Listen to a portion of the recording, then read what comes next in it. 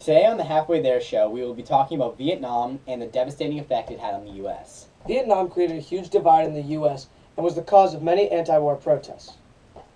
Tim O'Brien wrote a book called The Things They Carry. It's a bunch of stories about his time in Vietnam and how it affected him and changed him as a person. It's really cool.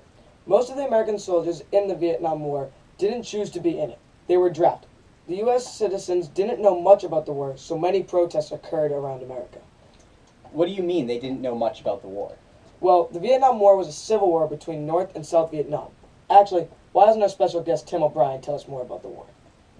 Hey there, guys. How you doing? Good, how are you doing? Hi, Tim. Alright, guys. Thank you, Andrew and Jacob, for having me on the show tonight. So, the Vietnam War was in fact a civil war between North Vietnam and South Vietnam, known as the Viet Cong, and were supported by the United States.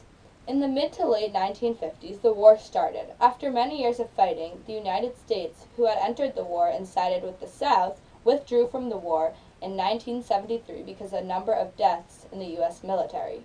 Who led some of these protests and what did they do? Well, you see, there was a group called the Chicago 10, led by many peaceful protests during this time against the Vietnam War. The protests were broken up violently by the police. This repeated several different times. Many people had their attention on Chicago at the time and stopped focusing on the fact that Americans were still fighting in this war and were close to losing. There was a ton of mayhem in America at this time. Yeah, it sounds like there was a ton of mayhem in America. Well, thank you, Tim, for your time, and hope to see you next time. It was a pleasure, guys. Nice meeting you. Thank you. And I'm Tim O'Brien. Buy my book. Thank you, guys. Have a good night. We'll see you later.